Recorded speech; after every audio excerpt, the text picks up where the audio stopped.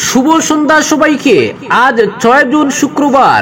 আজকের সন্ধ্যার বিশেষ বিশেষ খবর হলো হাইলাকান্দি ও শ্রীভূমির বন্যা পরিস্থিতি খতিয়ে দেখতে আজ আবারও বরাকে আসলেন মুখ্যমন্ত্রী। খতিয়ে দেখলেন বিভিন্ন নদীবাঁধ ও আশ্রয় শিবির।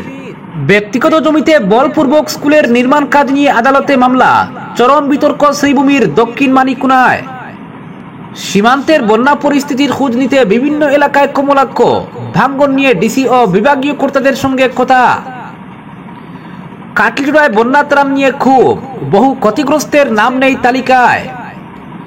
কাটাখালে সড়ক নির্মাণে দুর্নীতির অভিযোগ, স্থানীয়দের রুশের মুখে ঠিকাদার পূর্ত বিভাগ। কাটিগড়ায় দ্বিতীয় পর্যায়ের ত্রাণ সামগ্রী পৌঁছেছে আজ, শীঘ্রই খুলে দেওয়া হবে ফেরি, বললেন জেলা শাসক মৃদুল যাদব। রামকৃষ্ণনগর কেন্দ্রের বন্যা কবলিত এলাকায় সদল বলে বিধায়ক বিজয় মালাকার। এবং সর্বশেষ খবরটি হলো বিশ্বের উচ্চতম রেল ব্রিজের উদ্বোধন করলেন আজ প্রধানমন্ত্রী মোদী। কাশ্মীরে চলবে বন্দে ভারত এক্সপ্রেস। এবারে শুনুন বিস্তারিত খবর। স্কুলের নামে দানকৃত জমিতে নির্মাণ কাজ না করে ব্যক্তিগত মালিকানাধীন জমিতে বলপূর্বকভাবে নির্মাণ কাজ চালাচ্ছেন বিদ্যালয়ের প্রধান শিক্ষক এবং পরিচালন সমিতির সভাপতি। বিষয়টি শেষ পর্যন্ত আদালত এবং থানা পর্যন্ত গড়ালো। এ নিয়ে চরম উত্তেজনা ও বিতর্কের সৃষ্টি হয়েছে শ্রীভূমি জেলার উত্তর করিমগঞ্জ বিধানসভা কেন্দ্রের 810 নম্বর দক্ষিণ মানিকুনা বিদ্যালয়ের নতুন নির্মাণ কাজকে কেন্দ্র করে। অবৈধভাবে বিনা অনুমতিতে চুপিসারে ব্যক্তিগত জমিতে নির্মাণ কাজের অভিযোগ এনে করিমগঞ্জ আদালতে স্কুলের প্রধান শিক্ষক ফণিলাল নমশূদ্র, পরিচালন সমিতির সভাপতি বিলাল আহমেদকে বিবাদী করে মামলা দায়ের করেছেন জমির উত্তরাধিকারী দক্ষিণ মানিকুনা গ্রামের প্রয়াত বদরুল হকের পুত্র ফয়জুল হক। মামলার নম্বর হচ্ছে 454 এবং টাইটেল সুইট নম্বর হচ্ছে 232। আদালত ইতিমধ্যে সমন জারি করে প্রাথমিক তদন্ত প্রক্রিয়া এবং বিবাদীদের আদালতে হাজির না হওয়া পর্যন্ত নির্মাণ কাজ স্থগিত রাখার নির্দেশ দিয়েছে। আদালত তদন্তের তারিখ পর্যন্ত স্কুলের নির্মাণ কাজ স্থগিত রাখার নির্দেশ দিয়েছে। এই ঘটনাটি এলাকায় উত্তেজনার সৃষ্টি করেছে এবং স্কুল ব্যবস্থাপনা এবং জমির অধিকার নিয়ে জনসাধারণের মধ্যে নানা প্রশ্নের সৃষ্টি করেছে। যে জমিতে স্কুলটি নির্মিত হয়েছে তার পাট্টা নং 361, দাগ নং 857। এই জমি প্রয়াত মুফজ্জিল আলী প্রয়াত রাসময় শর্মার কাছ থেকে ক্রয় করে দক্ষিণ মানিকুনা স্কুলের নামে দান করেছিলেন, কিন্তু সেই দানকৃত জমিতে বর্তমান নির্মাণ কাজ না করে বলপূর্বকভাবে প্রধান শিক্ষক এবং বিদ্যালয় পরিচালন সমিতির সভাপতি পেটাকুনা মৌজার 297 নং পাট্টার 856 দাগমুক্ত জমিতে নির্মাণ কাজ শুরু করেছেন। এই জমি সম্পূর্ণ ব্যক্তিগত। এই জমি প্রয়াত মুফজ্জিল আলী এবং সফর আলীর মালিকানাধীন ছিল। এখন অবধি রাজস্ব সার্কুলের নথিতে তাদের উত্তরাধিকারীদের নামে নামকরণ করা হয়েছে। আশ্চর্যজনকভাবে স্কুলটির নির্মাণ কাজ মুফজ্জিল আলীর ব্যক্তিগত জমিতে শুরু হয়েছে বলে অভিযোগ। এ নিয়ে মালিকদের আপত্তির পর স্কুলের পরিচালন সমিতির সভাপতি বিলাল আহমেদ এবং সদস্য সচিব তথা প্রধান শিক্ষক ফণিলাল নমশূদ্র কিভাবে বিদ্যালয়ের নির্মাণ কাজ শুরু করেছেন সেটার সুবিচার পাওয়ার জন্য আদালতের দ্বারস্থ হয়েছেন। এই নির্মাণ কাজের প্রতিবাদ করায় মুফজ্জিল আলীর উত্তরাধিকারীদের বিরুদ্ধে রড চুরির মিথ্যা মামলা দায়ের করার অভিযোগ তুলেছেন ফয়জুল হক। ফয়জুল বলেন, পরিকল্পিতভাবে মিথ্যা মামলায় ফাঁসানোর জন্য নাকি রডগুলো কে বা কারা একটি পুকুরের জলে ফেলেছিল। বুধবার স্কুলের পার্শ্ববর্তী একটি পুকুর থেকে রডগুলো উদ্ধার করা হয়েছে। ইসলামুল হক, আব্দুল বাতির, নাজমুল হক, ফজল আহমেদ প্রমুখের নেতৃত্বে কতিপয় গ্রামবাসী সংবাদ মাধ্যমকে জানান, স্কুল পরিচালন সমিতির সভাপতি ও সচিব জমিদাতা পরিবারের উত্তরাধিকারীদের ফাঁসানোর জন্য নিজেরাই নাকি পুকুরে রডগুলো ফেলে দিয়েছিল। স্থানীয় ইসলামুল হক, ফয়জুল হক ও আব্দুল জব্বার বলেন, যে জমিতে স্কুলের নির্মাণ কাজ শুরু হয়েছে সেটাতে তাদের আইনি অধিকার রয়েছে। এজন্য তারা শ্রীভূমি সদর থানায় স্কুলের প্রধান শিক্ষক এবং সভাপতির বিরুদ্ধে অভিযোগ দায়ের করেছেন। সঠিক তদন্তক্রমে প্রধান শিক্ষক ও স্কুলের পরিচালনা কমিটির সভাপতিকে গ্রেফতারের দাবি জানিয়েছেন তারা। জমির মালিকদের পক্ষ থেকে আব্দুল জব্বার ইতিমধ্যে 2টি পৃথক মামলা দায়ের করেছেন। এদিকে বিষয়টি নিয়ে তদন্ত শুরু করার জন্য গত 3 জুন জেলা আদালত শ্রীভূমি জেলার সদর পুলিশকে নির্দেশ জারি করেছে বলে জানা গেছে। যেহেতু বিষয়টি আদালতের এখতিয়ারভুক্ত, তাই কে দোষী আর কে নির্দোষ সেটা তদন্ত প্রক্রিয়া শেষে বেরিয়ে আসবে। এ বিষয়ে প্রতিক্রিয়া জানার জন্য প্রধান শিক্ষক ফণিলাল নমশূদ্রের সঙ্গে ফোনে যোগাযোগের চেষ্টা করেও তাকে পাওয়া যায়নি। অপরদিকে কাটিগড়া সার্কুলের 32টি ত্রাণ শিবিরের দ্বিতীয় পর্যায়ের ত্রাণ সামগ্রী আজ পৌঁছেছে।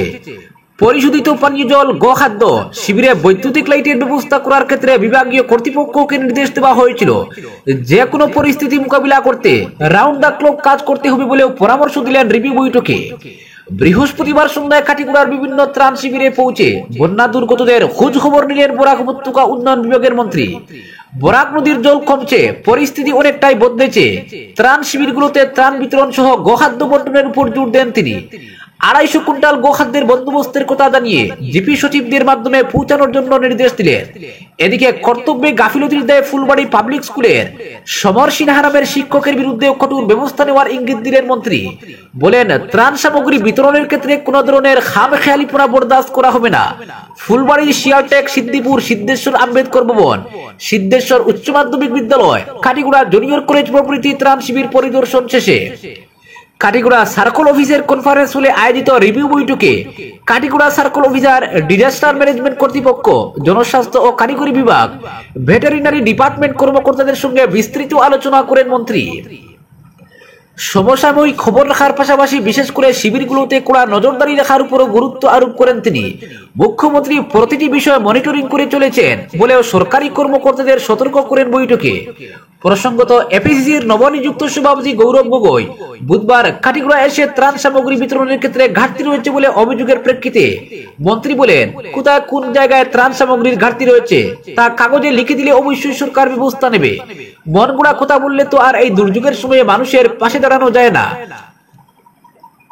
অচল স্লুজ গেট সক্রিয় করে তোলার ক্ষেত্রে বিভাগীয় কর্তৃপক্ষকে ইতিমধ্যে নির্দেশ দেওয়া হয়েছে বলে জানিয়ে আগামী 10 জন বিভাগীয় মন্ত্রী বরাক সফরে আসছেন। অবশ্যই সম্ভাব্য দিকগুলো খতিয়ে দেখা হবে। পরবর্তী খবর, রামকৃষ্ণনগর কেন্দ্রের বন্যা কবলিত এলাকায় সদল বলে বিধায়ক বিজয় মালাকার। বিধায়ক বিজয় মালাকার বন্যা কবলিত সনবিল উপকূলের বিভিন্ন গ্রাম পরিদর্শন করে মানুষের দুঃখ দুর্দশা প্রত্যক্ষ করেছেন। নবগঠিত রামকৃষ্ণনগর কেন্দ্রে অন্তর্ভুক্ত হওয়ার নগেন্দ্রনগর জিপি সহ কান্দিগ্রাম, পশ্চিম বরুলা, নালারপাড়, সিংলার পাড়, কুদালি, নয়ানবিন গ্রাম, পশ্চিম জারৈলবাড়ি ও বসন্তপুর ইত্যাদি গ্রামে কোথাও নৌকায় চড়ে আবার কোথাও পায়ে হেঁটে বন্যার্ত মানুষের খোঁজ নেন বিধায়ক বিজয় মালাকার। ওইসব এলাকার মানুষ প্রতিটি বন্যায় প্রভাবিত হলেও আজ অবধি তাদের দুঃসময়ে কোনো জনপ্রতিনিধি গিয়ে তাদের খোঁজ নেননি। ফলে নতুনভাবে রামকৃষ্ণনগর কেন্দ্রে অন্তর্ভুক্ত ওইসব গ্রামের বন্যা পীড়িতরা বিধায়ক বিজয়কে কাছে পেয়ে খুশি ব্যক্ত করেন। এদিন বিধায়ক বিজয় 2-1 জায়গায় বন্যার্তদের মধ্যে নিজ হাতে ত্রাণ সামগ্রী বন্টন করার পাশাপাশি একাংশ হতদরিদ্র মানুষকে আর্থিক সহায়তা প্রদান করেন। বিধায়ক বিজয় মালাকার বলেন, জনগণের আশীর্বাদে আজ আমি বিধায়ক নির্বাচিত হয়েছি। ফলে জনগণের সেবা করে ও বিপদের সময়ে মানুষের পাশে দাঁড়াতে পেরে মানসিক শান্তি পাচ্ছি। আমার আহ্বানে সাড়া দিয়ে এসব অঞ্চলের মানুষ গত লোকসভা নির্বাচনে বিজেপির প্রার্থী কৃপনাথ মালাকে হাত উজাড় করে ভোট দিয়েছিলেন। ফলে তাদের প্রতি আমি চিরকৃতজ্ঞ। পরবর্তী খবর, কাটাখালে সড়ক নির্মাণে দুর্নীতির অভিযোগ, স্থানীয়দের রুশের মুখে ঠিকাদার পূর্ত বিভাগ। হাইলাকান্দি জেলার কাটাখালে সড়ক নির্মাণ নিয়ে ব্যাপক দুর্নীতির অভিযোগ উঠেছে। স্থানীয় বাসিন্দারা অভিযোগ করেছেন, পূর্ত বিভাগের কর্মকর্তারা আলগাপুরের বিধায়ক নিজামুদ্দিন চৌধুরীর পুত্র বরাদপ্রাপ্ত ঠিকাদার সাদিক আহমেদ চৌধুরীর মাধ্যমে সরকারি প্রকল্পের অর্থ অপব্যবহার করছেন। অভিযোগ উঠেছে, রাস্তা নির্মাণের কাজ সম্পূর্ণ হলেও কোথাও কোনো তথ্যফলক নেই, যা প্রকল্পের স্বচ্ছতার বিষয়টি এক বড় প্রশ্নচিহ্নের মুখে। সরকারি প্রকল্পের নামে দুর্নীতির ঘটনা নতুন কিছু নয়, তবে কাটাখালের কালীনগর তৃতীয় খণ্ড বকরিহর ডাইকের সিসি ব্লকের রাস্তার দুর্নীতি যেন সব সীমা ছাড়িয়ে গেছে। বর্ষা আসতেই প্রকল্পের কালীনগর সরোজিনী হাসপাতালের সামনে এবং অডিটোরিয়াম হলের পশ্চিম প্রান্তে অর্থাৎ পেছনের ব্লকের রাস্তা ভেঙে পড়েছে। বিগত দিনে এই রাস্তার বিষয়ে কালীনগর এলাকার জনগণ ও শ্রীপুর এলাকার জনগণ বারবার প্রতিবাদ করে আসছেন। রাস্তার কাজে ব্যাপক দুর্নীতি হচ্ছে বলে তারা আওয়াজ তুললেও কোনো লাভ হয়নি। বর্তমান সময়ে দুর্নীতির আসল চিত্র প্রকাশ্যে এসেছে। প্রশ্ন উঠছে, যদি নির্মাণ শেষ হওয়ার হাতে গোনা কয়েকদিনের মধ্যে ভেঙে পড়ে যায়, তাহলে কয়েক মাস বা বছর পর এই রাস্তাটির কি অবস্থা হবে? স্থানীয় বাসিন্দাদের অভিযোগ, নিম্নমানের সামগ্রী ব্যবহার করে তড়িঘড়ি করে কাজ শেষ করার নামে হয়েছে লুটপাট। কাজের দায়িত্বপ্রাপ্ত ঠিকাদার ও প্রশাসনিক কর্মকর্তাদের গাফিলতির ফলে জনগণের করের টাকা কার্যত নষ্ট হচ্ছে। সাধারণত রাস্তা নির্মাণের সময় উপযুক্ত পরিমাণ কাজ হচ্ছে না।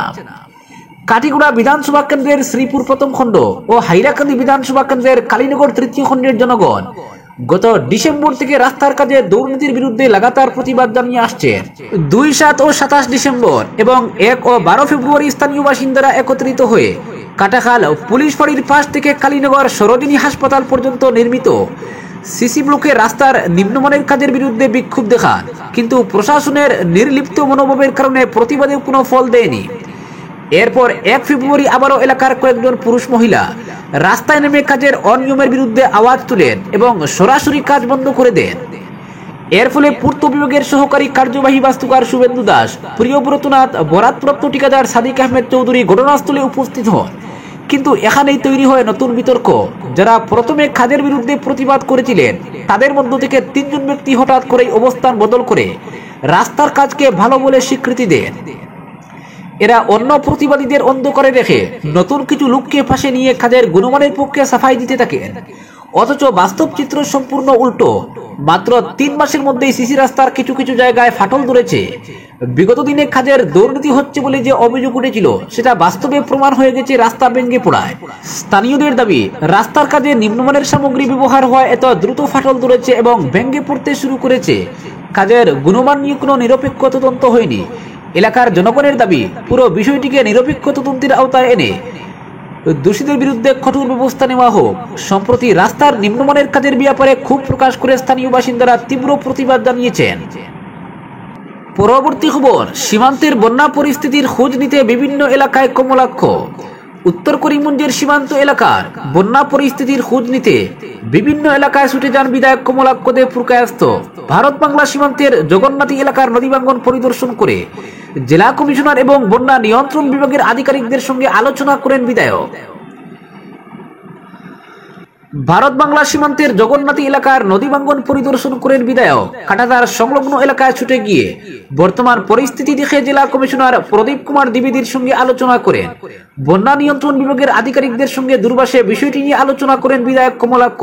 বিধায়ক বলেন, জেলার 3টি নদীর জল কমলেও বন্যা পরিস্থিতি এখনো স্বাভাবিক হয়নি। উত্তর করিমগঞ্জের বহু গ্রাম বন্যায় প্লাবিত হয়েছে। নদী ভাঙ্গনের ফলে কাটাতার সংলগ্ন এলাকায় এখন আতঙ্ক বিরাজ করছে। তবে পরিস্থিতি নিয়ন্ত্রণে প্রশাসনের তরফে সক্রিয় ভূমিকা নেওয়া হয়েছে। মুখ্যমন্ত্রী নিজে বন্যা পরিস্থিতির খোঁজ নিচ্ছেন বলে জানান কমলাক্ষ। তিনি বলেন, মঙ্গলবার মুখ্যমন্ত্রী শিলচর থেকে শ্রীভূমি আসতে পারেননি। জাতীয় সড়ক জলের নিচে থাকায় তিনি আসতে পারেননি। তবে শ্রীভূমির বন্যা পরিস্থিতি দেখতে মুখ্যমন্ত্রী আজ শ্রীভূমি এবং হাইলাকান্দি সফরে এসেছেন বলে জানান কমলাক্ষ। পরবর্তী খবর, বিশ্বের উচ্চতম রেল ব্রিজ উদ্বোধন করলেন মোদী। কাশ্মীরে চলবে বন্দে ভারত এক্সপ্রেস। আজ জম্মু কাশ্মীরে উদ্বোধন হলো বিশ্বের উচ্চতম রেল সেতু চেনাব রেল ব্রিজ। এই ঐতিহাসিক মুহূর্তের সাক্ষী থাকলেন প্রধানমন্ত্রী নরেন্দ্র মোদী, যিনি এই প্রকল্পের শুভ সূচনা করলেন এবং উন্নয়নের প্রতীক হিসেবে একে তুলে ধরলেন। চেনাব নদীর উপর নির্মিত এই ব্রিজের উচ্চতা 359 মিটার, যা আইফেল টাওয়ারের থেকেও বেশি। এটি একদিকে যেমন প্রযুক্তিগত বিস্ময়, তেমনি কাশ্মীরকে মূল ভারতের সাথে আরো ঘনিষ্ঠভাবে যুক্ত করার এক বড় পদক্ষেপ। চেনাব ব্রিজের বৈশিষ্ট্য ও তত্ত্ব: উচ্চতা 359 মিটার, দৈর্ঘ্য 272 কিলোমিটার, উধমপুর শ্রীনগর বারামুল্লা রেলপথ। খরচ হয়েছে 1486 কোটি, আয়ু 120 বছর। বিশেষত্ব হলো কেবল দ্বারা যুক্ত ভারতের প্রথম রেল ব্রিজ। উদ্ভবকাল: পরিকল্পনা শুরু 1994 সালে, কাজ শুরু 2002 সালে। এই প্রকল্পের মাধ্যমে কাশ্মীর উপত্যকার সঙ্গে ভারতের বাকি অংশের যোগাযোগ আরো দৃঢ় হবে। শুধু তাই নয়, পর্যটন, বাণিজ্য ও সামগ্রিক উন্নয়নের দিক থেকে এটি এক যুগান্তকারী পদক্ষেপ। উদ্বোধনের দিন চেনাব ব্রিজ থেকে কাটরা পর্যন্ত যাত্রা করেন প্রধানমন্ত্রী। কাটরায় পৌঁছে তিনি বারামুল্লা কাটরা রুটে 2টি নতুন বন্দে ভারত এক্সপ্রেস ট্রেনের উদ্বোধন করেন। এই ট্রেনগুলি 7 জুন থেকে যাত্রীদের জন্য চালু হবে এবং সপ্তাহে 6 দিন চলবে। টানেল ও ব্রিজের বিস্ময়কর নেটওয়ার্ক। T50 টানেল 12.77 কিলোমিটার, ভারতের দীর্ঘতম রেল টানেল সুড়ঙ্গ পথ। কাটরা বানিহাল সেকশনের মধ্যে 111 কিলোমিটারের মধ্যে 97.4 কিলোমিটার টানেল। ব্রিজ সংখ্যা 49টি। এই প্রকল্পের মোট আনুমানিক ব্যয় 43,780 কোটি, যা ভারতের অন্যতম বৃহৎ পরিকাঠামো উন্নয়ন প্রকল্প। ঐতিহাসিক পটভূমি: 1994 সালে তৎকালীন প্রধানমন্ত্রী PV নরসিংহ রাও প্রকল্পে অনুমোদন দেন। কাজ শুরু হয় 2002 সালে অটল বিহারী বাজপেয়ীর নেতৃত্বে। 2024 সালে পূর্ণতা পেল ভারতের গর্ব এই চেনাব ব্রিজ। আজকের বিশেষ সংবাদ এখানেই সমাপ্ত।